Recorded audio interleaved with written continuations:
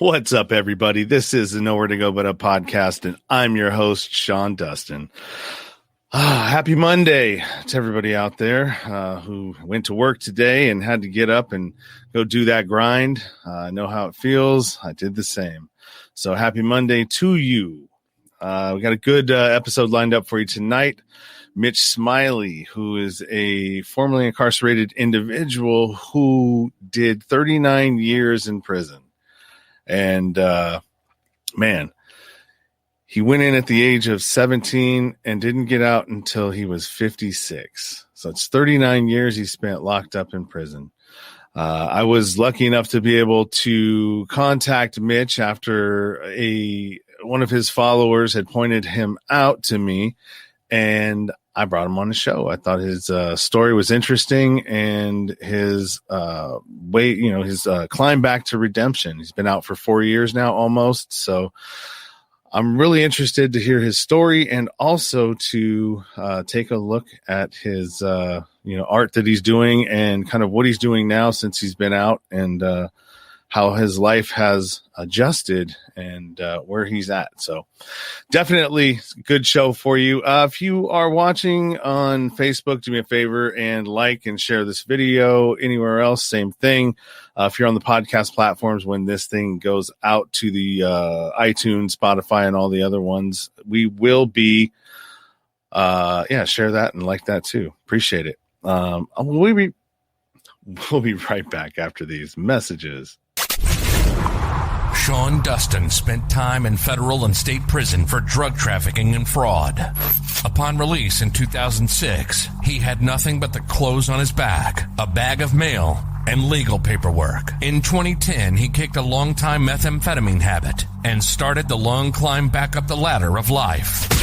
This is the Nowhere to Go But Up podcast.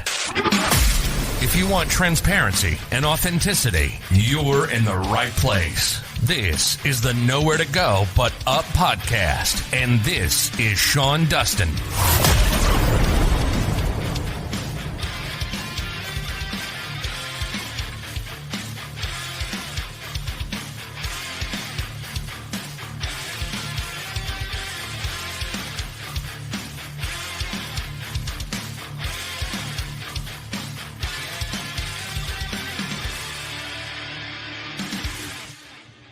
Hey, Mitch, what's happening, brother? All right. How are you doing?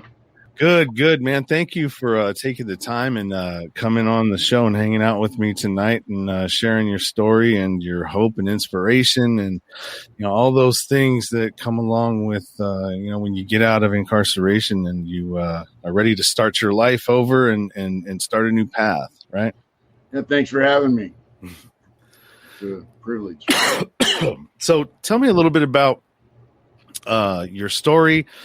How did you end up in prison at 17? Well, it doesn't just start with the incident itself, but by the way, it's 38 years too, not 39. 38. Okay. All right. Yeah. 38. Yeah. 6 months and some change. The quick and easy answer is, I was involved in a fight in a bar. I have two co-defendants. One of them was getting beaten up, and I stepped in, and somebody else stepped in with a knife and stabbed the person that was fighting with my other co-defendant, and he died. And all three of us got arrested. I was 17, they were 24, and they offered me and the guy who was getting beaten up of manslaughter, and he offered the other guy second-degree murder. That was a deal that was offered to us, but they didn't make it like an easy deal, like, hey, plead guilty and be on your way to prison. It was a package deal, so all three of us would have had to take the deal or no deal, unless you wanted to get on the witness stand and say what your part in the crime was. And my lawyer told me, look, it's not just, your part in the crime. Once they get you on the witness stand, they can ask you whatever they want. So, and, getting on the witness stand was kind of out of the question anyway. So we went to trial, and we all got found guilty. That one guy got an extra year for personal use of a weapon during the commission of a crime. And I was found guilty of aiding and abetting by vicarious liability. By vicarious liability. Yeah. So, in layman's term, what does that mean? Well, I used to go to board. I had to go in front of the parole board because I was given a 15-2 life sentence. And so you have to go in front of a parole board, and I'd say, hey, I'm an aider and abetter. And they'd say, yeah, you're aiding and abetting by vicarious liability. So I'm liable for the actions of the people I was involved with this incident. I'm liable for their actions because you make a choice to get involved with something with other people and then something goes wrong, you're just as liable for it. Vicarious liability. So I'm liable through them, Yeah. Vicariously, Yeah, that's kind of weird because you were the youngest one. You would have thought that you know what I mean? You would have been able to at least work something out there, right? Well, I'd been to youth authority already twice. Oh. I was, I grew up in a narcissistic mom, an alcoholic stepfather who is kind of violent. And, I was a latchkey kid. And then, you get disrespected at home and, slapped around, beat down by your stepdad. You go looking for other, acceptance or just some kind of a little bit of respect or whatever elsewhere, And so other guys that I hung out with probably had the same upbringing as me as far as their home life. We used to run the neighborhood. We used to ride dirt bikes, and we used to ride, our bicycles, all over the neighborhood. A piece of art paper just fell. And, we kind of looked up to the guys in the neighborhood that were in motorcycle clubs, and they were like our mentors or whatever you want to refer to them as. And, we wanted to grow up and be like them, so, fighting and violence was kind of the norm. I mean, I learned it in home and I learned it, in school and because, I didn't have parents that interacted with me a lot and taught me a lot of shit. Other than, you don't let people put their hands on you. Violence was just kind of the norm. And so fighting, beating people down, that was like, I don't want to say a badge of honor, but it was accepted. And it was like, hey, Mitch just beat up so-and-so. And, it was a different time. Actually, it was like, how old what year was that? Well, I went to youth authority like 74, 73, 74. But like when I was in seventh grade, I had an issue with my PE teacher. I used to go out to PE and then I would come in and get my hair wet and get dressed, and because you got to shower after PE, but I would ditch out and go smoke weed, before my next class. And the guy's like, take a shower, Smiley. And I go, I already did. And he got in my face. And I go, hey, fuck you, old man. And the guy slapped me in the face and made my nose bleed. So I went in his office and asked him why he hit me. And he said, because you cursed at me. And, I busted him in the mouth, I split his upper lip open. And, I got in trouble. The police came, and then my dad showed up and told the police, that guy didn't have any right to slap me. And if they were going to arrest me, they were going to arrest him because he was going to go beat the guy's ass too, So, I mean, so. Yeah, definitely a different era. It was a different era, whether it was good, bad, or otherwise. I mean, you learn the hard way how things are, and you learn how to stand up for yourself. And, and I just figured, well, the guys in the neighborhood that I looked up to, I mean, I like motorcycles. They were in Harleys and they were just good, and they'd be like, hey, youngster, what's up? They would always, greet us with a smile, a handshake, and, treat you like a young man, and teach you how to fight and show you their bikes and that, so I thought that shit was cool. We all did. And, yeah.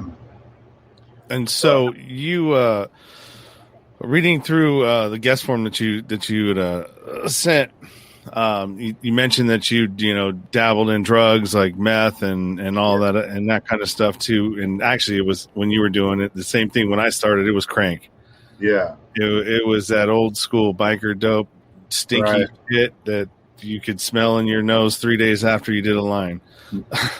Yeah. Yeah. So, what, did that play any part in, your fault, or did you get involved with that once you were inside, or did you have? No, like I grew up in San Diego, so San Diego's like on the border of Mexico. So obviously, a lot of the drugs that go into the United States go through San Diego. Mm-hmm. Or if you live in Texas somewhere, they might go through a town down there. But California, I mean, we're right on the border. We had, we have Paisas walking across the border, walking through my neighborhood, so all the drugs came through. I started smoking weed when I was about 12. When I was 13, I started taking acid, taking whites, which is speed, pills, and reds, rainbows, which there's barbiturates. They don't even make anymore, I don't think. Quaaludes. Yeah. Old school stuff. Yeah, and I went to youth authority. I was 13, turning 14, I think, and I grew up in a place that's predominantly white. We have Indian reservation on the outskirts of town, Verona, and then we had the Mexican guys I grew up with. I didn't really know they're Mexican, because they were just my friends, and they were just like me, and they had long hair, and they dressed like me, and we rode motorcycles together, and we kicked it together. And so there was some Mexicans, mostly white, and some Native Americans. And then I think we had like 2 black families in my neighborhood. So that's kind of how I grew up, Yeah. But yeah, drugs were a big deal, especially weed, LSD, pills. And, looking back, as an adult, I'm pretty well grounded now. And, I can say, I was just a fucked up kid that didn't know how to deal with life, and drugs were a way that I thought would help me deal with life. I didn't look at drugs as an escape. I just looked at drugs as, when I was high or drunk or whatever, life wasn't so fucking bad, and also drugs brought a connection with my friends and I. We all started using drugs around the same time. Most of my friends were older, Yeah. But, and then I went to youth authority. I was in Fred C. Nellis. Then I went to Hoyts Close, Paso Robles. My first term, I was in a dorm, like 4 white dudes, 30, 35 blacks, 15, 20 Mexicans. So we were, a minority. Mm-hmm. And violence there, we were always the target of violence, beat downs, rat packs, all that shit. And that was, you got to remember, that was the Black Panther thing was still going on, fuck Whitey, all that shit was happening. And the street gangs from LA, the black gangs like the Crips and Bloods and stuff they were just still kind of new. Yeah. I didn't realize I was doing, I had bullshit crimes, fighting, stealing, drugs, knick-knack shit. I was doing time when I was 13, 14 with guys that were 19, 20, 23 years old that were in there for murder. They were gang members, both, Hispanic, Mexican, Chicano dudes and blacks that were in there for killing people and shooting people and doing armed robberies. And every now and then you meet one to sit down and bullshit with you, and you'd be like, fuck, this dude's like, he's a killer. So I'd never really been exposed to that in my life until I went to youth authority, So I thought, all right, and so it's, you kind of at a young age, you start to develop a tough skin, kind of realize you kind of take on whether you believe it or not, you take on the mentality and outward appearance like, that ain't shit, it ain't no big deal. Yeah, so it must have helped you a little bit in the transition when you went to, prison.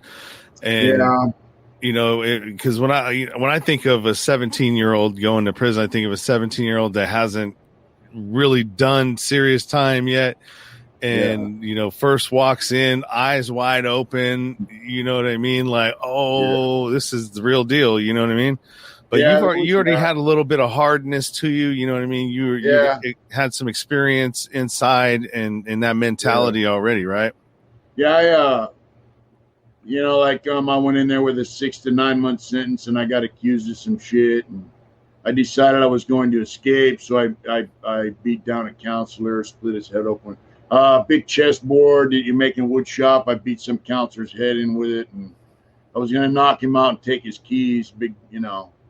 That didn't work out. So I got a couple extra years. And, it was, I got out of youth authority. I only stayed out about 4 months and I went back I beat some guys up in a pool hall. And I went back for another year and I went to Preston. And so they had Northerners, Southerners, blacks, whites. That's the first time I ever saw that. And that's the first time I ever saw somebody get stabbed inside an institution setting.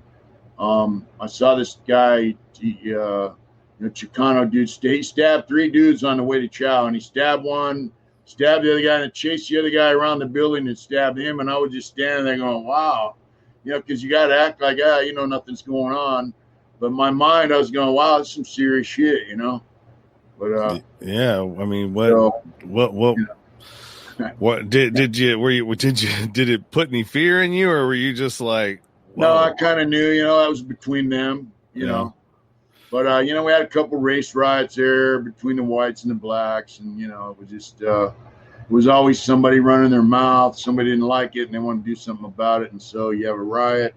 And that's where I first got where they would shoot us with these the tear gas us or mace us, and they also had these little pistols, and it had 4 barrels, and they have a plug in the middle, and it shoots little tear gas bullets.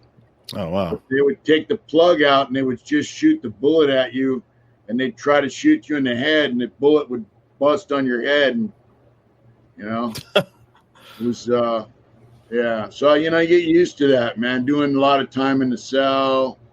Preston was all cell living for me. But now I'm dealing with guys that are talking about selling heroin, shooting heroin, and, righteous gang shit. Guys, some of the Hispanic dudes are tied to prison gangs in prison because at Preston's by Tracy, kind of not too far away. If you were an adult commitment, you were fucking up, they would send you to Tracy. They sent one dude there and he got killed, thought he went there, thought he was going to run shit, and they killed him. So, I mean, that's what I was living around in Preston before I got out. So I was exposed to, I actually had a friend down from Compton, Chicano dude, and he's like, yeah, Holmes, give me a call when you get out, And so I got out and I called him. He's like, yeah, come on up. We'll go do some robberies, like, yeah, we'll go surfing. But he's like, yeah, we'll go rob and do some. I said, it's all good, bro, But I didn't pick him up on that. But, I mean, that's the kind of shit that I was just getting elevated. It's increasing in severity, the criminal mentality. And, the thing with me is, like, I grew up around scooter tramp bikers. And so shooting dope was against the rules, Yeah. And especially like heroin, shooting dope. Because the thing is, you shoot dope, it makes you weak. So that was kind of out of the question for me. But when I got out of Preston, I just turned 17 for about a month, not even a month. And, I wanted a motorcycle, so I got a motorcycle. And, I was just running amok, and I ended up living with my friend and his mom, who's a biker chick. They're slinging crank. I'd never been around crank, just whites, and reds and all that shit. So, I snorted some crank, first time ever, blew the top of my head off, just thought it was the best shit in the world, until I had to come down. And then I was like, man, this is rough, But, Yeah. And so I had a picture in my head of, all the guys I knew that were in clubs, and my homeboys were all building motorcycles. I had a group of guys I grew up around as a little kid up into my teenage years. They were all buying like Triumphs and BSAs and little flathead 45s, and they were making choppers out of them. Friend was a welder. He'd, stretch the frames, all that shit. And they were all pretty cool guys. None of them guys ever got involved with motorcycle club shit. And they were just good guys and liked to ride. And, I was the youngest one out of that whole crew. The oldest guy was like 26. I was 17. But, they would, but I had this picture in my head like, hey, I want to do the deal. I want to be, all that, so I started selling crank, and I started buying guns, flipping guns for money and speed, crank, and, buying hot merchandise for one connection, buying a different kind of hot merchandise from my other connection. And then, guns were always a big seller. I had someone that would buy guns and take them down to Mexico. Mexico at the time, the cartel shit wasn't really, they didn't have access to the money and the guns and shit like they have now. So you could take a single shot 22 rifle down to Mexico and sell it. They'd buy any gun you could get. So that's what I was doing, and I was snorting crank and drinking whiskey and just, so you just continue to elevate your game, learn more, learn more, get more involved. And then, you got popped for the murder, and that was it. Right. And then where'd you end up? What state prison did you end up at? Pretty much all of them, at one time or another. I mean, I did 38 years, and when I went to prison, they didn't have a point system. They classified you by your age and your crime. I went to Chino. I got a stabbing. I went to the shoe. I ended up in the shoe unit for like 4.5 years. And, I went through San Quentin. And then my counselor's like, my counselor's like, hey, look, I got a new counselor, and she ended up becoming the director of corrections later on. But she's like, hey, look, if you give me a year clean, I'll get you out of the hole, the shoe. And I go, I was like, well, all you fucking cops say this, that, and the other, but your fucking word's no good, And she goes, my word's good. You give me a year clean, and I'll get you out of here. So I go, all right. I was young, like if the cops did something, gave us bad food, whatever, we'd burn, flood, throw shit and piss on the cops. They'd extract you. I mean, like if they didn't pass out the mail, or, if they gave us like rotten milk for breakfast, or, one time they had this turkey a la king. They got that fake turkey loaf shit, and there were maggots in it. And they were serving big chunks, like never before. Like, you want more? And I'm like, fuck it, And there was a newspaper article in the San Quentin newspaper talking about the maggots in the turkey loaf, and you could see the maggots in it. They still cooked it anyway and served it. I mean, that's how prison was. I mean, they didn't give a fuck about you, and you're so hungry, you're in the shoe, you're in the hole. I was just like, fuck it, load up my tray, Yeah. But, so I got a lot of, then they came out with a point system. So all these write-ups I was getting, it compacted. My points went up like 164. But after a year, I told my counselor, Susan Hubbard was her name. And I said, hey, I got a fucking year clean, and you gave me your word you get me out of here. So what's up? And man, she took me in her office. Back then you were, if you're in a hole, you're shackled. She took my shackles off, and I'm like, wow, my hands are free. I'm not all chained up, and she told the cop, hey, take his handcuffs off, and she's like, I'm going to try to send you to Soledad, and I'm like, all right.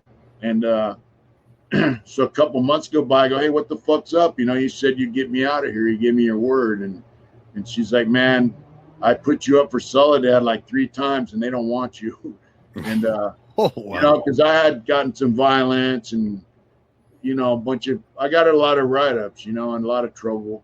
So she goes, look, I'm going to put you up to go to Vacaville.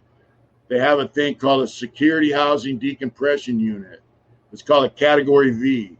So for guys that have been in the hole, it was like to transition you back to living on a main line. That was what the idea of the program was. And I was like, all right, fuck it. She goes, but listen, if you go there and you fuck up and they send you back here, you're not getting out of here for at least another 5 years. That's before they built all these new prisons, Yeah. So goes, think about it and let me know. So I told her a week later, yeah, go ahead and shoot it, So I got out of there, went over, I spent a few months in the hole there, and then they let me go out to the main line there. That's the first righteous, main line. It was a security housing unit, decompression program. But they also had the Category X, which was a 90-day observation for lifers. Category T, it's a 2-year program for lifers. And I started meeting all these dudes that were lifers, been to the pen. Some of them got busted in like 70, 73. So they're older guys, been down longer than me. And I met one of them. Is a friend of mine still to this day. He's in a bike club out of L.A.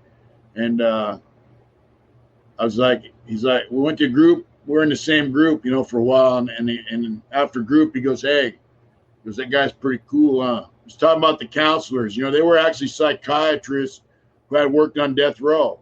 Mm-hmm. So now they're doing this program for us. And they were really pretty interesting guys. They were pretty smart. They're older dudes, free staff, and so my friend goes, hey, man, them dudes are pretty cool, huh? I go, yeah, I was kind of guarded in my answer, but he was letting me know, hey, it's okay to get something out of this fucking program. And, as time went on, he would tell me, hey, look, we got to do this shit if we're ever going to get out, Mm-hmm. Mm-hmm. And so that's when and when I was in the shoe, I used to draw a lot. So when I got out of the main line, I got in a hobby. I started woodworking. I took milling cabinet, vocational milling cabinet. They had hobby shops back then where you could go down to the hobby shop. They had all the woodworking machines, all the jewelry making shit, all the ceramic stuff. But you had to buy all your own stuff. Mm-hmm. Like I had to buy all my own wood, glue, lacquer, everything, hinges, some tools, hand tools. So I started getting into that. And plus I started tattooing and, drawing and painting and shit, Yeah, you got to have a hustle while you're there, man. Doesn't matter, what it is. Whether you're cutting hair, you're drawing tattoos, you're making the Mexicans. Yeah. The one thing that I always say is there's so many talented men and women too that are locked behind behind the walls. Right. I saw so many talented people in my journey through the places that I went. Yeah. Well, you got to figure like all these guys. Like I hooked up my celly, Dirty Dennis. He's from Oakland. He's passed away now, but he came from Folsom and he worked in the wood room in the hobby shop in Folsom. So he's like, hey, he would give me a lot of game and so I was making jewelry boxes, clocks, wooden toys, and they had a store out front where you could sell it to the general public and the staff, and the money went on your books, and the state took 10% for inmate welfare. But that was one thing I was doing. And then also, like I said, I was tattooing, and then I was also involved with, illegal shit still. Because I was still, snorting crank and smoking weed, drinking wine. That was part of the routine. Well, yeah, because you're making good money off your art and all this other stuff, so you got money to spend, right? No, actually, I didn't spend money on drugs. No. No, we had our own drugs. Yeah. All right. Yeah. So I actually made money off drugs. All right. And I used drugs, crank and weed. And, I made wine. We drink wine. And, so I'm doing that. And, my cellie got a date. He was a lifer with a double murder. And so I was a kid still. He's the old biker dude from Oakland. And he's like, he had come and asked me, hey, man, I want you to move in with me. And I'm like, nah, fuck that. I lived in a dorm at the time. Yeah. He's like, well, why not? I'm like, well, you got a drug, you get the dope sack, man, and you got shit going on. And I got a little bit of shit going on. But, I didn't want that shit to interfere with our friendship, basically. Yeah. And so the next day he comes and he goes, hey, you tell me one guy in this prison I should move in my cell besides you, and I'll move him in. On your word, I'll move that guy in myself. And so a couple of days went by, and I went to him, fuck it, I'll move in, Yeah, so that was, and I learned a lot from him and my other friend I chose in bike club. I learned a lot from them guys, and I was still fucking up. I went back to the hole a couple of times, and one time actually they were going to transfer me back to San Quentin, and this guy, still a friend of mine today, he came down to the hole and they let him talk, yelled down the tier through their grill gate, and he goes, hey, what the fuck's wrong with you? Because I figured I was going back to San Quentin. I was in there raising hell, burning and fucking with the cops, calling the cops out like, hey, step in my cell, all that shit. And there was a deputy warden there that worked his way up from CEO to deputy warden. His name was Bill Nyberg. He's passed away now, but he loved us, man, and he gave us a chance, to be there and program and do what we had to do to try to get out of prison. And so my friend yelled down the tier, hey, write Nyberg a letter and give him your word, and tell him I told you this and that and the other. And so I shot him a kite and I go, hey, so-and-so told me to write you, and if you let me go back to the housing unit, you got my word, I won't fuck up. So about 2 weeks later, they let me out of the hole, and I was in the unit, and this little guy comes in with a bald head, and he goes, where's this guy Smiley at?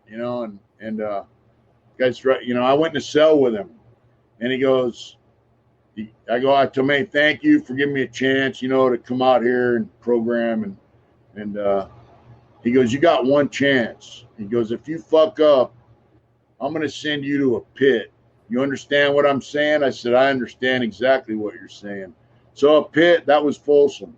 Yeah. They call it the pit or the end of the road, Mm-hmm. So that dude, there was a bunch of us there, man. We were Nyberg's kids, and if we ever had a problem, we just contacted him and he'd straighten it out, Yeah, no, for sure.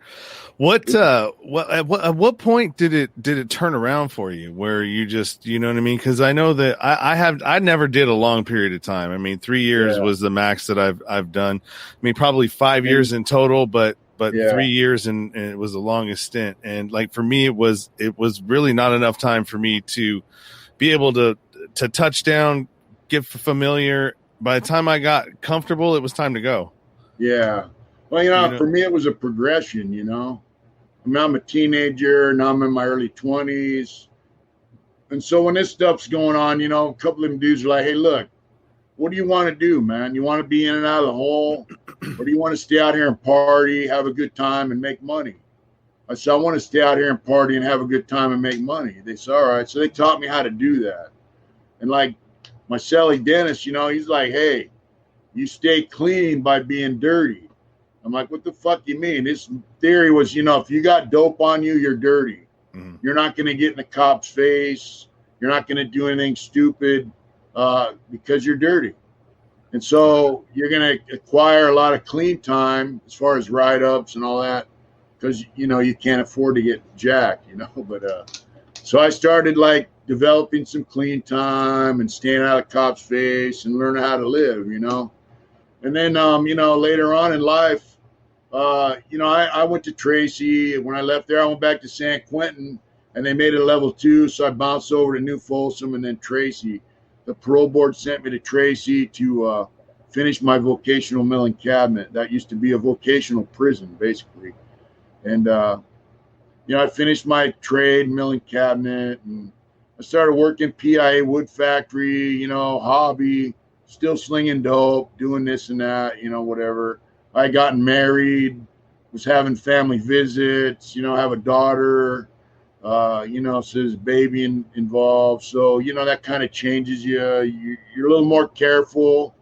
Even though you're doing dirty shit, you're a little more careful. And I got deeper into my art, my tattooing. I actually wrote a story that was published in Tattoo Review magazine, issue 29, about tattooing in prison.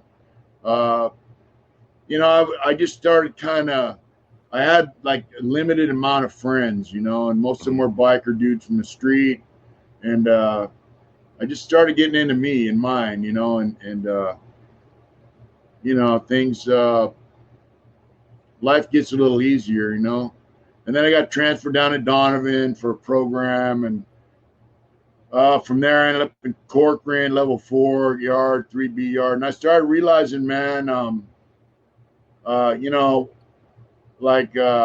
was in Corcoran, I was doing some dirty shit with this friend of mine, and he got busted. And I thought, man, look, this is when I started realizing, I'll probably never go home, but I'm not going to give him a bullet. Like, I'm not going to put a bullet in the gun, to shoot me with, right? Yeah, so I had to go to board, and they're going to deny me parole because that's now Pete Wilson's the governor, right? So, but I'm not going to make it easy for them. They're going to have to deny me on bullshit, basically, Yeah. And so here I am trying to be cool, trying to do this and that and the other, do my artwork. There's no art, there's no hobby or nothing in Corcoran. So when my friend got busted and went to the hole, I said, man, all my friends are gone. All the older cats I came up with are gone. And the thing is, if you're not having fun, you're not making money, and you're still fucking with drugs, and you're just a fucking dope fiend, And so I flushed a 1/4 ounce of speed down the toilet, 97 right there in Corcoran. I said, fuck it, I'm done, Yeah. And, as far as that goes, I ain't never looked back. I haven't fucked with it since, And Good then for you, man. Yeah, I got transferred over to Lancaster, level 4 prison. They had hobby. I started communicating with the Catholic chaplain. He was from Ireland, man. He was really super cool, old school guy. I started going to the chapel more, and he got me a job in arts and corrections. So I worked in arts and corrections for like 5 years.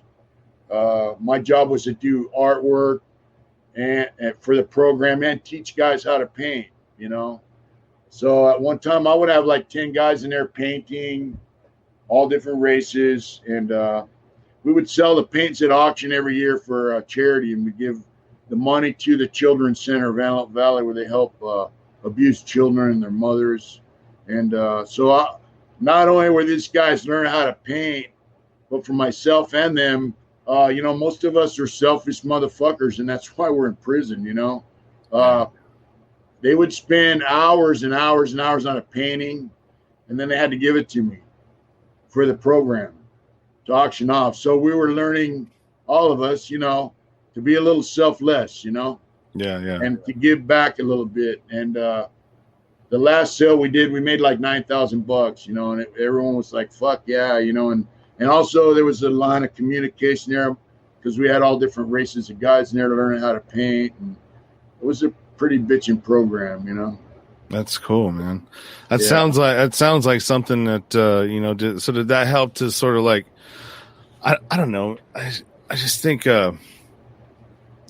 it's hard to imagine spending that much time in those places. You know what I mean? For even somebody who's been there, like it's hard for me to imagine that day in and day out. And then also the moving around all the time, diesel therapy is what they would call it in in the federal print and feds. And it just it's amazing that you made it out, first of all. So yeah, it is. At that time, my program was pretty solid. I mean, it's a level 4, but I get up in the morning, go to work in arts and corrections. I come home, at dinner time, basically. So I'm in there all day. And, but like my boss, when I first started working in there, they buy all the art supplies. So basically they own all the art that's done in there because they own all the supplies, and that's the program. You learn, that's what it is. And so the first budget, I go, hey, how much is our budget? She goes, $1,800. And at that time, I was the only guy allowed in there, unless we had an outside instructor come in for an art class. And so we had the first art sale. It was all my art. We made like $5,000. And she was like, oh my God, man, we never made that much money. And she was just blown away. And so I go, how much is our budget this year? And she goes, $9,000, spend it all. And it's just like, I had carte blanche to order whatever I wanted. And I ordered shit. And all the guys before me were buying art supplies and trading it for drugs. That's why she was leery at first, And so I bought gallons of paint, buckets of brushes, all the shit that, they used in supplies for like 5 or 6 years after I had left, Yeah, So, and then I heard some guys are complaining about the program and they want to have music in there and this and that. And they felt like I was cock blocking them.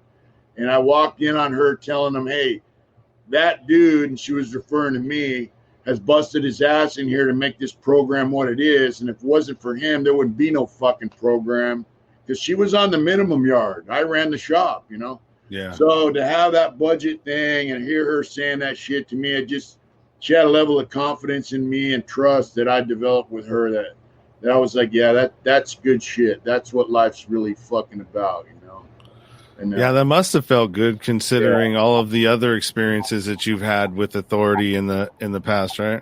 Yeah, and actually,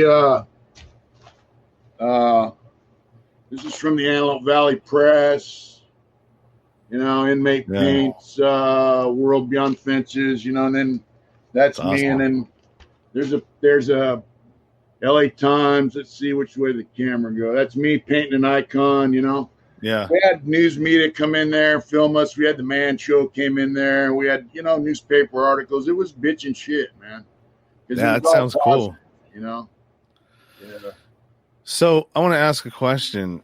You spent the majority of your life behind bars. Right. Did you ever experience a bottom of any kind while you were there, or what was the hardest thing you had to deal with? I was going to say, like, while all this was going on, Gray Davis wrote an article in the LA Times that said, if you're in prison for murder, or, you got a life sentence, you're going to parole in a pine box. And Pete Wilson had the same mentality. He just never came out and said it, So after a while, while I was in Lancaster, I just felt like, fuck this. I used to just go home and pray for death, I'm not the kind of guy that's going to take myself out. I always, but I used to pray for death. Like, man, just end this shit, really, and sincerely wanted that, Yeah. I just felt like, man, this is, even going down to a level 3 or level 2, this is the best as it's ever going to get. I'm going to be able to do my art, because they took so much away from us. They took everything from us. They took our family visits. They took our weights. They took packages from home. They just took everything from us. And so I thought, this is just a miserable experience in existence. No matter what I'm doing, no matter how positive my program is with the art, I had a halfway decent radio. I love music, this is it. I'm a fucking biker, man. I grew up around bikers. And even if you're not with the motorcycle club shit, man, you want to ride motorcycles. It's a sense of freedom, man, that you unless you've done it, you really can't understand it. I just the only way I figured I was going to get out was to die. And I wasn't looking forward to spending another 20, 30, 40 years in prison and then dying in there. And that's what I figured my existence was going to be. And it was pretty bad, What turned it around? Well, I went down to level 3, and then I went down to level 2, and I went to San Quentin. And I thought, well, they had a hobby shop. Guys are doing woodwork. It was pretty loose, San Quentin. I still had the mentality back in the old days, San Quentin, that if you could get it to your cell, you could keep it. Guys had their cells paneled with wood. They would take their beds out, their metal frame beds, and send them out and have big, giant pillows made that they would sleep. It was just, so that's my mentality, San Quentin. So when I got there, I started, I tiled my floor in my cell with linoleum tile. I painted a fucking mural on the wall, the ceiling, my cell, and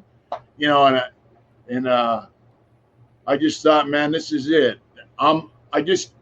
I said, look, if I'm gonna die in this motherfucker, I'm not gonna spend the rest of my life in the shoe. It ain't this guy or that guy's fault that I'm in here. And I started going to Catholic Mass. I started a lot of Orthodox Christian literature, but they don't have that in there. So I would go to the Catholic services, very similar. I just thought, I'm going to make sure when I leave this fucking place, I'm going to be as right as I can with my my higher power. And I'm going to enjoy my artwork, my music, couple of friends. We're in the same boat. We're never going to get out. And this is what I'm going to do until I die, I'm not going to I made my bed. I got to lie in it. So I'm not going to sit around and live in that self-pity bullshit, that I had in the past. And so I got into my art, and I got into, I hadn't used jack shit for quite a few years since 97. I'd been clean. This is like 2006, 2007. And I say, yeah, I'm clean and sober, but really I was just sober. I still had a pretty shitty outlook on a lot of stuff. But, in 2011, I had a route for getting tobacco in there. Tobacco's illegal. And I like, hey, it's not drugs, it's just tobacco. No big deal, right? It's legal. So I started smuggling tobacco, and I figured out how to get, like, you could have hobby orders sent in from the street. So I manipulated that where I could order like some tubes of paint and a few brushes you got to get your shit from the vendor, Yeah. So, but I would get like quarts of paint and, 100 paint brushes, and they have a limit on how much money you could spend. I was getting paint brushes that cost like $200 for one paintbrush. And, and in my mind, I'm thinking, hey, I'm never getting out. This tobacco stuff's not going to last forever. So I'm going to buy enough art supplies to last me 10 or 15 years. That was my mindset. And I was getting shit to silk screen with. I was getting wood and all this stuff. And these guys are watching me in a hobby shop. These guys that think they're, they've been down maybe 10 or 15 years. And, I've been over 30 years and whatever. And they're just like, they have this mentality that they're the shit. They're like above the fray. And I'm, and they're not. They're fucking, they're turds. They're lames, really. Yeah. And I used to fat mouth them, so they basically, the envy and, it's not really even jealousy. It's just envy, they fucking told on me, and here I am getting all these art supplies in there, and they got to go do they would go to arts and corrections. It wasn't like when I was in Lancaster. They had no respect for the program. They would just rape the fucking place so they could get shit. So instead of getting a hustle like me and figuring out how to get shit, they would just rape the programs that other guys should have been able to get, So their envy and shit led them to tell on me, and I got busted. I was selling tobacco for stamps, actually, and then selling the stamps on the street for $8 a book. So I lost 1,500 books of stamps. staff in San Quentin at that time, if they didn't like you, which they didn't really care for me and what I was doing, they let them guys loot my shit before they packed up my property. So I sat in the hole for 5 months, and I got transferred to Soledad. I asked my counselor, how come I can't go back out to the yard? And he laughed. He goes, all them dudes told on you, man. They don't want you back out there. So while I was in the hole, guys started going home, lifers. That was 2011. And so I got transferred to Soledad. I got my property. The only thing I really got that they didn't steal from me because I wasn't there. You know, they do shit behind your back they won't do to your face, you know? Oh, yeah, yeah. They loot your shit. I had a Sony Sport boombox, you know? Fuck, I was like, fuck, yeah, I got my radio, you know? I had bought that for a can of tobacco, you know? And so I had my radio, but all my art supplies had been looted, all my fucking CDs, everything you got of value, they just loot, you know? It's just like, what a bunch of fucking, you know? Yeah, I mean, it sucks because it's all you got, man. You know what I mean? And it's your life, you know. It's your life. And you know, I was kind of later on. I think I was thankful I didn't go back to the yard because I would have stabbed them dudes. You know, I was actually sitting in the hole thinking, when I get out, I'm gonna get a piece and I'm gonna go stab this guy in the 5th tier, and I'm gonna stab this guy in the 3rd tier, and I'm gonna stab that. I was just gonna work my way down and stab them dudes and then fucking go out the yard. So I was grateful that I didn't go back to that building. I got transferred to Soledad Central, and I ran into this guy that I'd known, and he goes, you know, Smiley, he goes, you know why that happened? And I go, why? And he's like, because you haven't turned your life and your will over your higher power like you're supposed to 100%. And he goes, you're sober, but you're not fucking clean. And I, you know, I'm like, yeah. And I thought, yeah, you motherfucker, you know. But I go sit on the bleachers and realize, you know, he's right. He was right, you know. Yeah, you're still toxic, man. Yeah, you know, I mean, I like people that'll shoot it to you straight, you know. I don't fuck with people that beat around the bush or, you know. So I thought, you know what, guys are going home. I knew I was going to get a 5-year denial, so I went to board. I got a 5-year denial for that tobacco. They're like, come back in 5 years. So I thought, well, I made about $30,000 off that tobacco. Break that down into 5 years. What's that? You know? Yeah. It's not much. $5,000 a year. Yeah, if that, right? So I just decided, you know, I'm going to fucking get out. And then I got valley fever there at Soledad. I don't know if you're familiar with that. It's a fungus. It's actually a prehistoric fungus, and it's in Central Valley. It's on the coast. It's in Arizona, too. So when they dig the soil, this fungus gets in the air. You breathe it. It reactivates, starts eating a hole in your lung. It'll eat. Like one of my friends got it and ate its way up his spine into his brain, and it'll attach to your organs and start eating your organs. It'll kill you. And guys die from it. Yeah. And so I lost like 60 pounds in a month. You know, they caught it. It stayed within my lungs. So I took antifungal drugs that made it go dormant.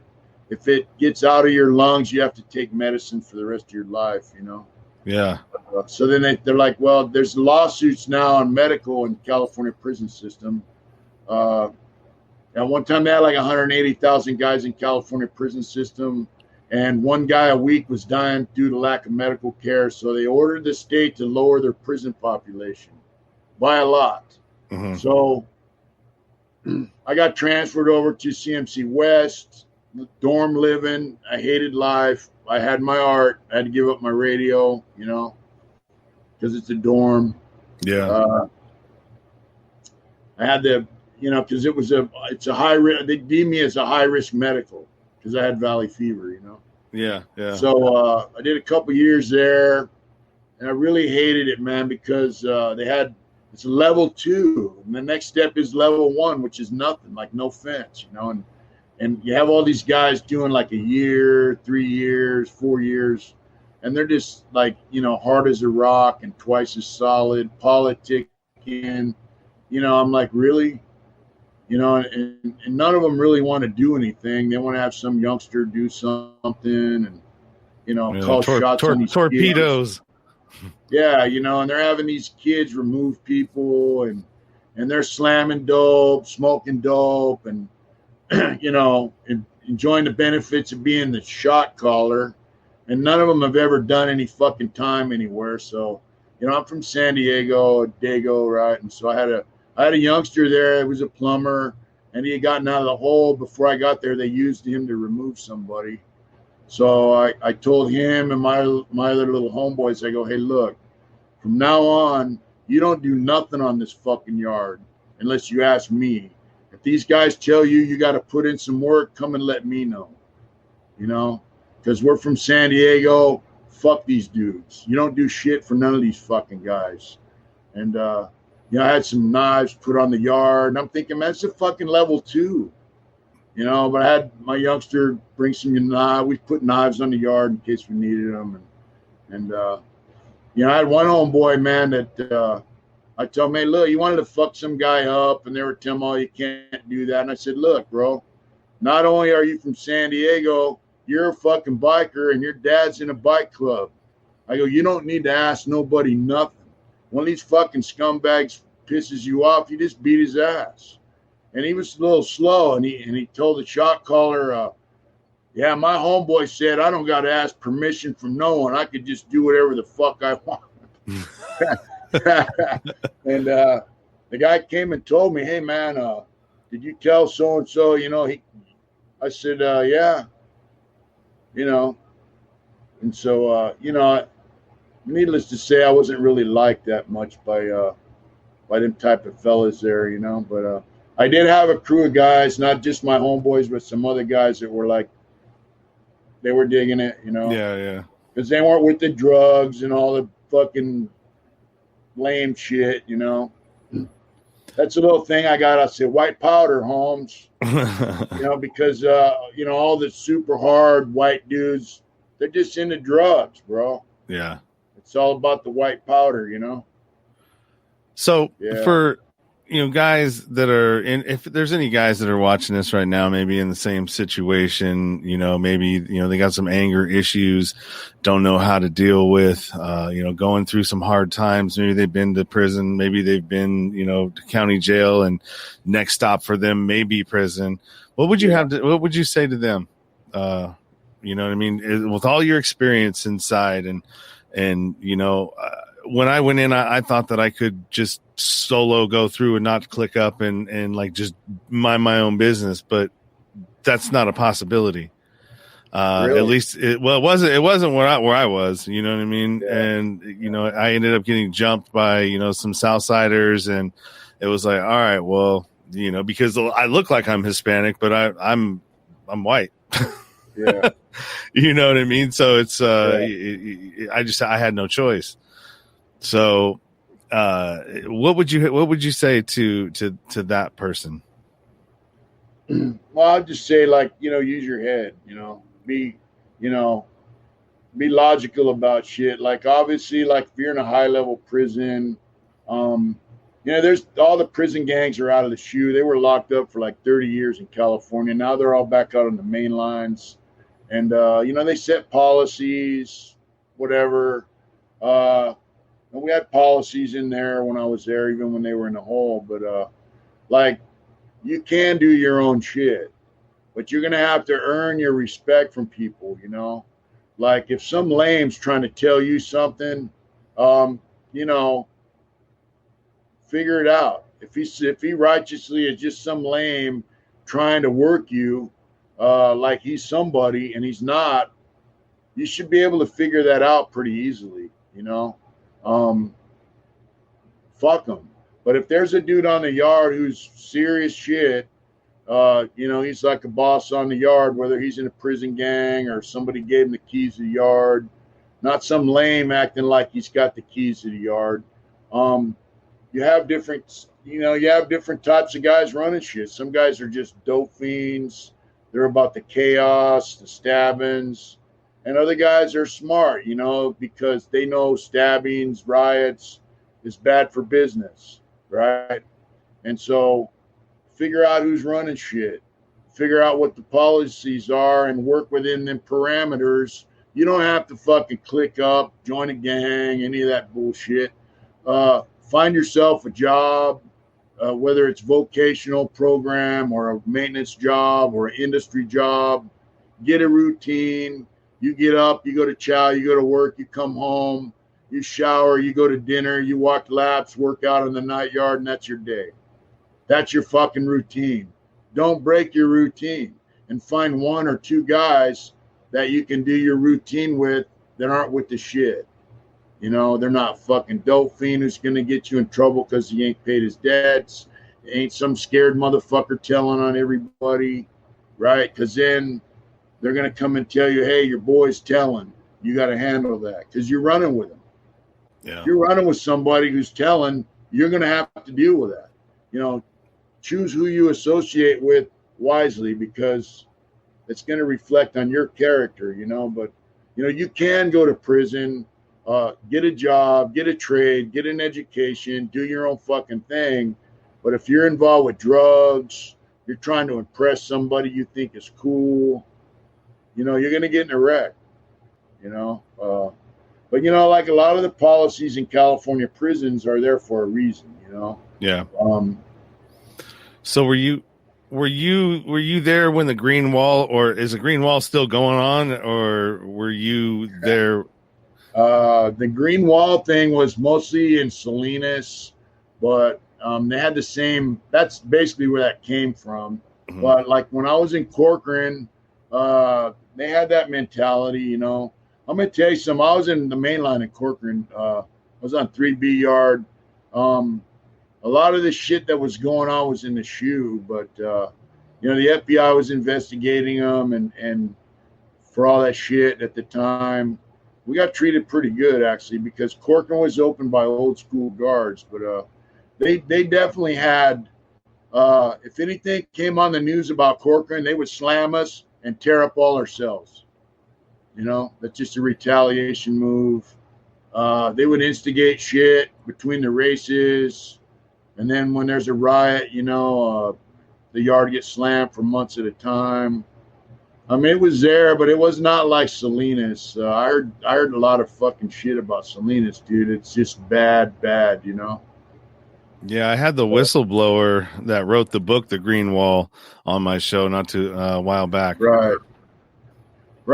I DM'd him, and I'm Vodnik. Gonna try to, I'm going to try to get a shot with him on my channel, but yeah, I mean, you know, he gave up a lot to expose that, you know. Yeah, let me know if you need. Huh? I said if you have a hard time getting a hold of him, let me know. No, we were actually going to do it last week, but he had some other stuff he had to take care of, you know. Oh, awesome. Yeah, it's a good interview.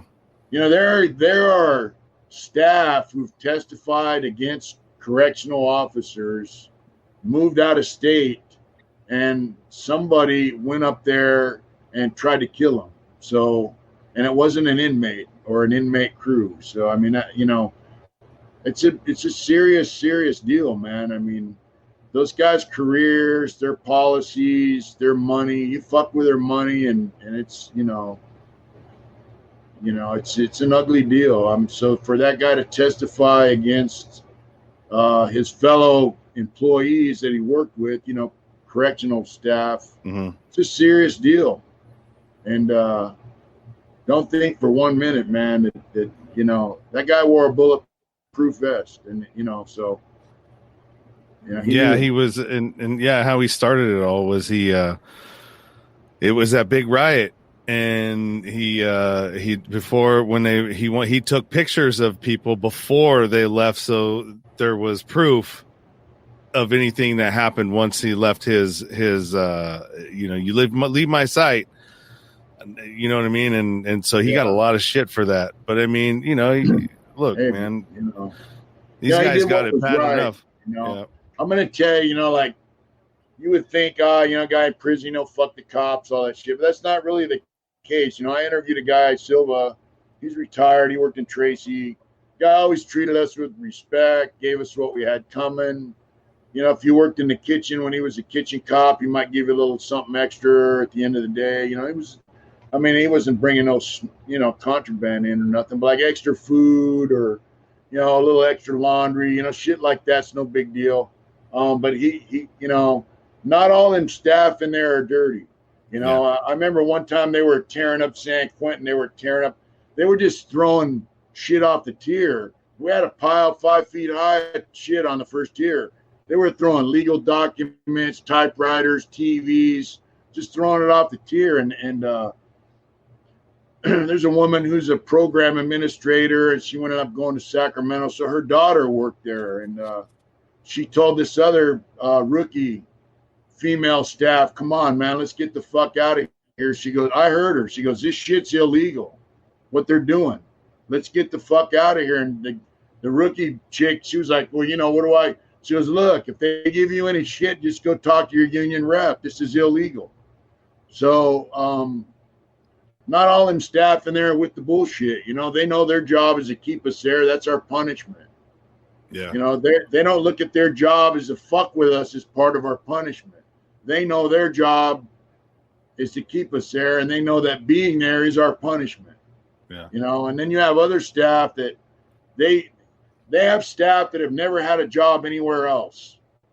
When I went in there, you had guys that were in Vietnam vets, truck drivers, whatever. They had other careers, and then they became correctional staff. They got guys in there now that come from like right-wing mentality, fuck criminals and all that shit. They grow up with that, and then this is the only job they've ever had, and they think their job is to punish you by fucking with you. Yeah. And especially now, it's just it's fucked up. But there are some staff that are not, they're decent, they're just doing their fucking 8 and they're out, Yeah, well, you were lucky you got out when you did. You missed the whole COVID thing and all that stuff. That there's a lot of folks that died in San Quentin from that.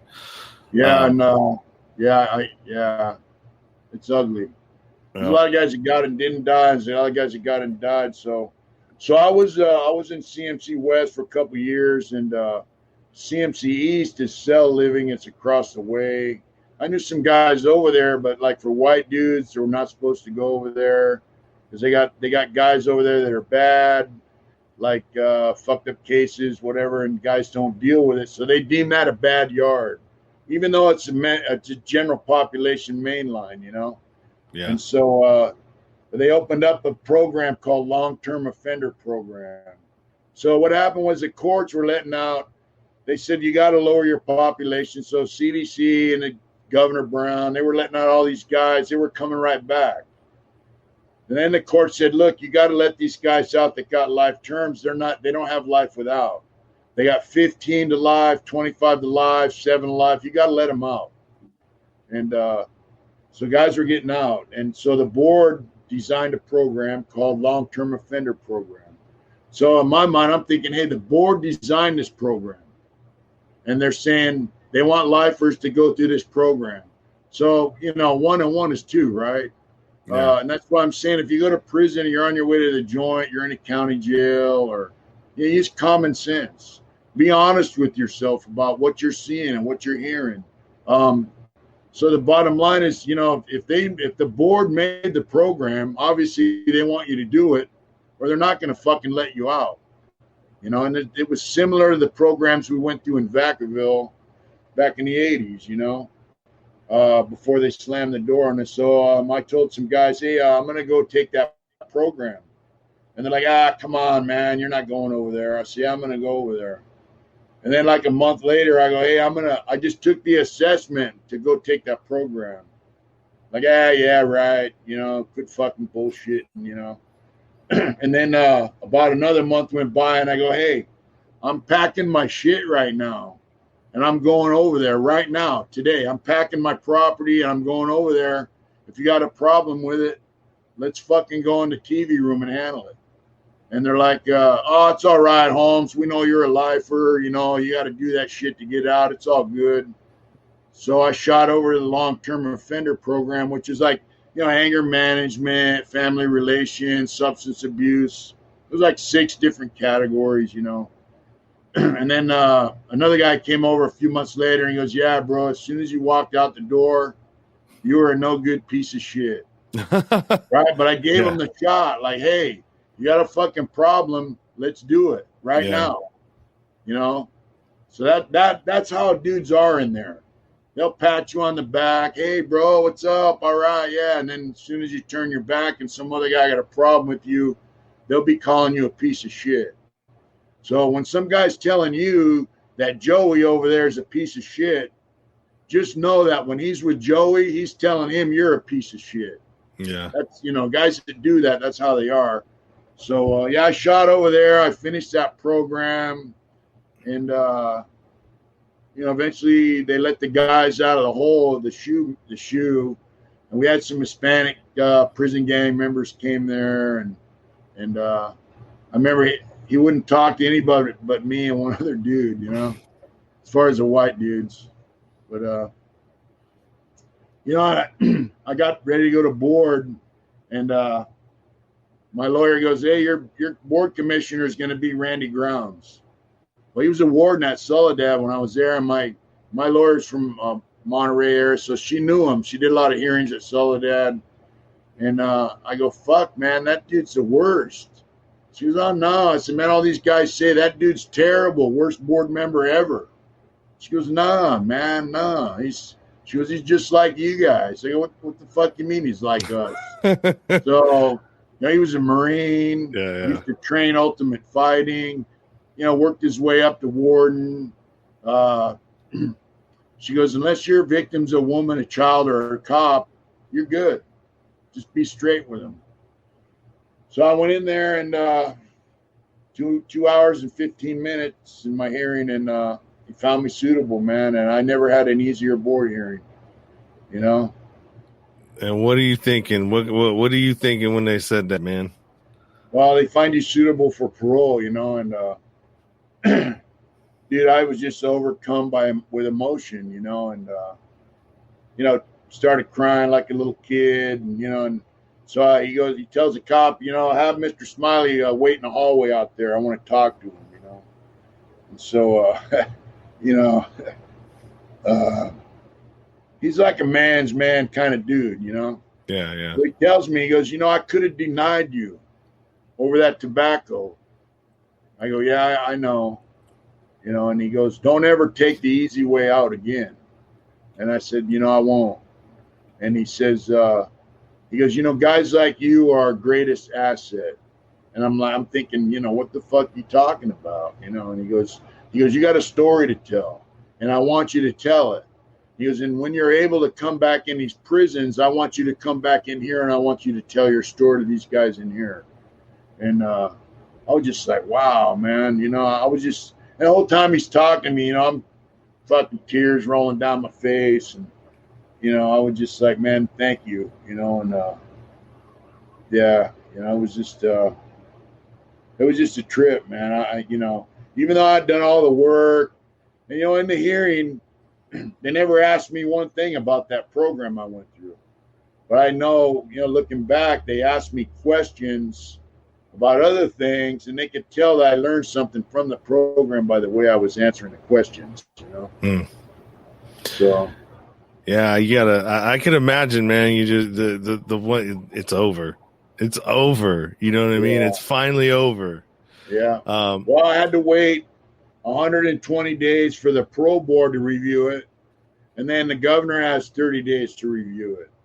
So here's another trip. I had an ancestry DNA. I don't know if you saw that on my channel. I talk about that, but my last year for my birthday, my wife got me an ancestry DNA, and this guy pops up, says he's my cousin. I don't know. I mean, totally foreign to me. Don't know who he is. And his DNA markers match mine like 1,800. And so my real cousin, his DNA markers only match me like 500. And my mom matches me like 3,000. So he calls me, once we start communicating, he goes, I don't think I'm your cousin. He goes, I think I'm your brother. And, turns out he is. And he shot me some pictures of my dad who's passed away. when he was a certain age, you look at our photos and I look just like him, So, but anyways, while I was suitable, I get called over and the sergeant goes, "Hey man, you know this guy, so and so?" I go, "Yeah." He goes, "Is he a family member?" I go, "Yeah." I thought he was my dad, not my stepdad, but my dad. He split when I was like a year and a half, 2 years old. He goes, "Well, you got a stay away order."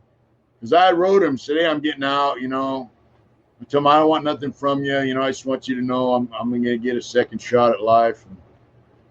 So I go, "What do you mean?" He goes, "You can't call him. You can't see him. You can't write him. You can't have any contact with him or you're coming back to jail. It's a stay away order." I go, "All right." He goes, he sent a copy of the letter I wrote him to the prison.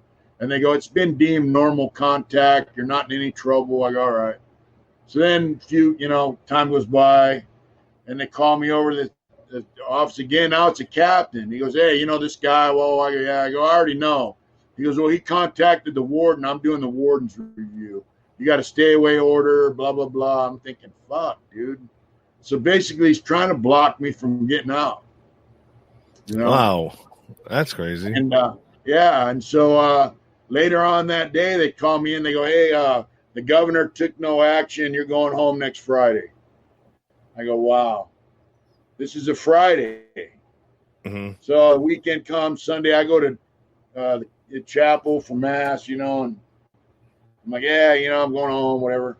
So I come back to the yard, and usually I could come back and go in the housing unit and go to my cell, even though if it's not an unlock, because I just walk down the hallway, go right to my pad, like, "Hey, just wait for the unlock." I'm like, wow, that's weird. So I walk around, I go by the track and I'm kicking it. Fucking riot jumps off. It's like over here, and I'm on the track, and black dudes jumped on the whites. Then they jumped on some of the Southsiders. Now you got a big riot going with the blacks. And so, I think a couple guys, at least one guy died. A bunch of guys got stabbed. It was ugly. And I was like, fuck, dude. So then they come and take everybody to the hole. The hole, they have walk-alone cages, So they got everybody, like at 15 dudes in each cage. Then they start bringing buses on the yard. Everybody's going to ad seg. Even if you're out there on the phone, you're going to ad seg. I'm like, dude, this is Sunday. I'm going home Friday. So these lieutenants will walk by and I'll be like, "Hey, dude, says my battery's running low. I'm going to plug in." I'm like, "Hey, dude, I'm supposed to go home next fucking week, And they're all like, "Yeah, good luck with that." And, so I got to plug in my computer. So 2 or 3 lieutenants go by. They're like, "Yeah, good luck, good luck." Finally, this lieutenant walks by, and he actually listens to me. And there we go. He's like, "I'm going to check it out. I'll get back to you." And then my dorm officer walks by from when I was on the minimum yard or the level 2 yard. I ran it down to him, He goes, "Hey, that lieutenant's all right. His word's good, I say, "Hey, can you co-sign me?" This cop rides motorcycles and all that shit. And he goes, "Yeah, I'll talk to him." And then some other cop walked by. It was my other building officer on the level 2. And he's like, yeah, I'll talk to him. So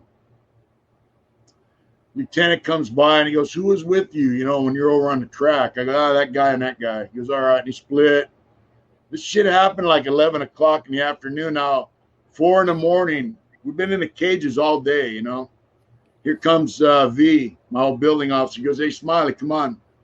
He goes, "Get that guy and let's go." I go, "Where are we going?" He goes, "You're going back to your cell." We were the only guys that got to go back to our cells. Well, that's cool. I was just like, dude, everyone, they were bringing buses to transfer guys to Corcoran, Delano, because they didn't have enough room in Ad Seg there, Yeah. And I just thought, man, because if I would have went to Ad Seg, I would have lost my date, Yeah, well, that's awesome, man. So you made it through this. You got out. You got your date. So Friday comes, and what's the first thing you do? Well, I got a lot of shit. Like I got art supplies I've been saving, using. I brought that shit home, all my stuff. I walk out to the fucking. I'm paroling off a lockdown. Mm-hmm. I didn't even get a chance to shower, So, they gave my TV and my radio away, all that bullshit. And I go out to the administration building. I'm in R&R, and then I walk out to where staff come in and out. And I'm like, it's open. Then my mom picked me up, drove me to L.A., and I put my shit in their car. And I'm like, fuck, this is a trip, dude. So we took Highway 1 down to L.A., and my papers say, report the first working day. Well, that's Friday, so that would be Monday. But I call, and they go, you bet some chick. She's like, you got to get down here tonight by 5 o'clock. And so I get to the parole office, and this black dude, he's like, hey, dude, it's Friday. I live 3 hours from here. You're fucking my weekend up. I go, well, look, I've seen guys get violated for not reporting the same day. He goes, read the paper, asshole. It says the first working day. That's Monday.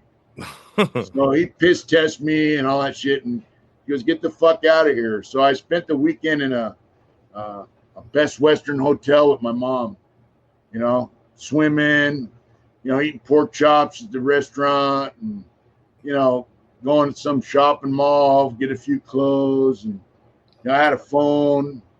I was just like, dude, this is, I walked out. No, because you went in and there was no, you missed the whole technology thing, right?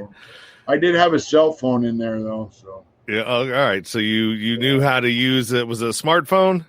Yeah, I had a slider phone, Yeah. All right. So you knew a little bit of it, but I mean, coming out and just seeing the difference in how, just society's growing, your hometown, everything's grown. It's bigger. Well, I didn't parole to my hometown. I paroled to Los Angeles. Okay. So I had wrote my daughter, I said, hey, I'm going aboard. And then I wrote her and told her, hey, I'm getting out. Well, she didn't open the letter. She let it sit there for a couple months, and then she opened it and was like, oh, wow. So she calls we were ex-wife at that time because I divorced her. They took her visits and all that shit. Mm-hmm. I didn't think I was getting out. And so she wrote me a letter. She goes, hey, Mom, they're letting him out. So I had gotten a letter from her 2 days before I got out. I had her email address, so I figured out how to send an email on my phone to her. And she was going to college at the time. She's on her computer at home. And I sent her an email that said, I just ate some pork chops for the first time in 30 years. So she gets that email on her computer while she's doing her homework, for college. Yeah. So I went to the Francisco House, which is a transitional housing run by a Catholic nun, Sister Teresa, in Los Angeles. And they got 5 houses. I was on 54th in Vermont and South Central LA. That's where I went, and I was there for 7 months. I had some money. So after 29 days, I got a 2004 Dyna lowrider Harley Davidson. Then I started working with a job readiness program, like sweeping the sidewalks, dumping trash cans, So I got to walk all over Los Angeles. Then I had a route. They gave me a route on Figueroa corridor by the college there. I think it's USC or whatever. And it was pretty cool. We're the only white dudes in the neighborhood, Yeah. And so I asked this guy, what's it like living here? He goes, it's just like prison. I go, what do you mean? He says, if you want some, they'll give you more than you can handle. But if you don't want none, they won't fuck with you. And it was cool. I actually was more comfortable in that neighborhood than I'd go to Santa Monica or Hollywood or, venture out. I was like, people are a lot more, less friendly and a little more kind of rude, actually. In the ghetto. I live 2 blocks from where the Rodney King riot started, Yeah. But man, they're friendly, say hi, how you doing, chat with you. I liked it, really. And then after 7 months, I moved up here to the mountains with my wife, and we got remarried. And yeah, So tell me a little bit about Hard Intentions and your brand before we close this out. We're about an hour and 24 right now, so 6 minutes we'll wrap it up. Yeah, But so this is my artwork, and this is a print on canvas of a painting I did. Two moons. That's nice. He was a native, he was a Cheyenne chief. 2 moons. That's why there's 2 moons in there. That's beautiful, man. I do that, and I got this is actually a drawing I did in San Quentin back in 1982 with pen, colored pencil, all that shit mixed. But I have T-shirts. This is one of my shirts and my logo. I have a YouTube channel, Hard Intentions, and I also have a website, Hard Intentions. This is an oil pastel I did in the joint. It's weird. It's not showing some of the colors. Some of it's like weird, transparent. Yeah, that is. The camera's not picking it up right. Here's another painting I did when I was in the pen. I don't know how to get that. Wow, that's weird. Yeah, I have your website on the bottom there. It's hardintentions.com. Let me go ahead and pull us out here. This is the website, hardintentions.com, and you have all of your products that you've got, your T-shirts and everything there. Yeah, we got T-shirts, artwork, But I have a YouTube channel, and we interview guys. I tell my story, and basically it's just we talk common sense. Yeah, this is the website, or this is your YouTube channel. Go to your home right there. Yeah. Wow. You got that. You also got you're on TikTok as well. Yeah, we got a couple things on there. Yeah. There's some of my tattoo work I did on Sam down the hill. Yeah.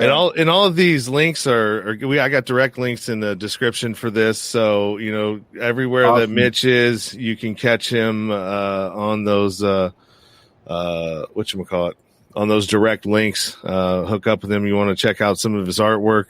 He does amazing work. Those paintings are beautiful, brother. Thank you. I just built the shed I'm in right now. It's going to be my art studio. So I'm going to start doing art and tattooing here. Yeah. Life's good, man. I don't look back. I just look forward, So any plans on going back and helping guys, inside when you get an opportunity to? Yeah, the COVID kind of messed that up. Now I have this new variants of it, so they're kind of weird about who letting people in. I do know some guys are going to San Quentin, and so I'm working on that. Yeah, awesome, man. Let me know too, because I have a nonprofit that I started. Basically, it's called the Nowhere to Go But Up Project, and I'm working to build a program because the Youth Authority is closing its doors in 2023. You know about that, right? Yeah. All right, so everything's going back to the counties, and the counties are going to have to figure it out through either community-based programs or whatever they have.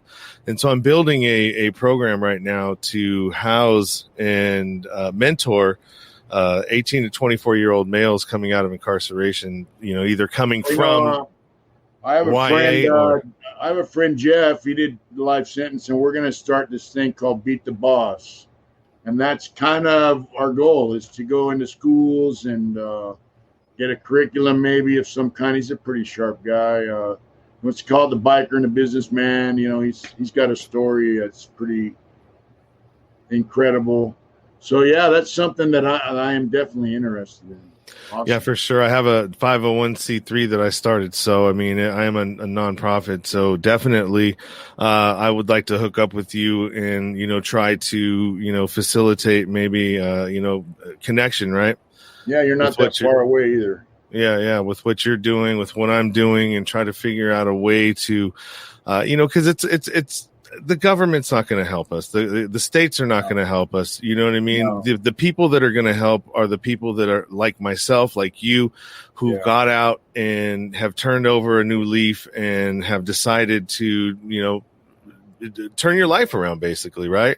Yeah, and like my friend Jeff said, like they can hire guys to go in there with degrees and whatever, some nerdy lop lame, go in there, and youngsters are not going to want to listen to them. If they hear it from guys that have been there, done that, talk sensible shit, man, that's who they want to hear it from, you know? Yep, because those guys don't understand what it was like to walk in your shoes. You can't tell me anything because you've never walked a one step, not even a step in the shoes that I've been. Yeah. You know what I mean? And so you can't learn that in a book. And, you know, I've got a guy, his name was David DeRocher, and he was on his last term that he was about to do was a 15-year term. And he, just like you, he'd been in and out of you know, prisons, and, you know, just couldn't keep it together. And he went to the Delancey Street Project, and, you know, he gave him one shot, and he made the most of that shot. He was there for like 13 years, ended up running it, and got out. And now he's the executive director of another program called the Other Side Academy. But he did a TED Talk, man, and it was amazing, you know, talking about, you know, where he was and what he did. And I went up there, actually, and I visited his program for like 3 days. I stayed up there. I stayed with the you know, where the students stay at, and was able to engage in the programs and learn like kind of everything that they had going on there. And it was kind of an amazing thing, man. Yeah. You know, like my friend Jeff, you know, he lives down south. He went into Coachella Valley School District, you know, and he said, you know, I see all you parents here. You're here for your children, and that's all cool. He goes, but I'm here for the kids that don't have parents here, you know. And those are the guys, those are the kids, young men, women, who end up in prison, man, because there's no one there to give it to them. You know, what they need to hear, what they need to know, a little bit of direction can change a guy's life or a young lady's life forever. I mean, you know, and if it's a negative shit, it's going to change it for the worse. And if you give them maybe a little bit of positive input, can change their life for the better, you know? Yeah, it's the same reason why we do these live streams, you know what I mean? Because you never know who's going to watch it. You never know who you're going to help, who you're going to touch, who you may just give that one. You may have said the one thing that kept that person going one more day. Yeah. And that's our thing with Beat the Boss. You know, in prison, you call a cop, hey, boss, what's up? You call the cops boss, you know? Mm-hmm. So it's Beat the Boss, you know? Yeah, right. Yeah. All right, man. Well, you know what? I want to say thank you. I appreciate you reaching back out and making this happen. You know, I'm just. It's hard to like wrap your head around that, man. That amount of time, right? But you know, like I said, it's amazing that you made it through and that you were able to, you know, help somebody else on the other side. And I'm looking forward to the book, man. You know, I in prison, I found my groove, got me through it. You know, I'm finding my groove out here right now, and yeah. Thanks for having me on. All right, brother. Yeah, let's stay in touch for sure. And you got my hookup. Yep, you do. And all right, for sure. Maybe I can have you on my channel talking about your nonprofit sometime. Yeah, hit me up. I'm always available. Always willing to you know, try to provide value and wherever I can. That's right. Well, thank you. Have a good night. Thank you. All right, brother. See ya. Peace. All right. Well, that was pretty amazing, man. I you know, like I said, I had a hard time wrapping my head around 30, you know, some odd years, man. That's quite a bit of time. And, you know, it's amazing that he made it through. And, you know, I'm looking forward to following him more on his channels and with the things that he's getting ready to do. And wow, look at that. All my having a wardrobe malfunction moment. All right, guys. Well, I definitely appreciate you checking out the show tonight. And I don't have anything lined up as of yet for next week. So like I said, I'm still back at work trying to figure out how to make all of this, you know, work with my schedule. So I appreciate you. And as always, keep it 100, stay true to yourself, Everything else is just noise. You've been listening to the Nowhere to Go But Up podcast.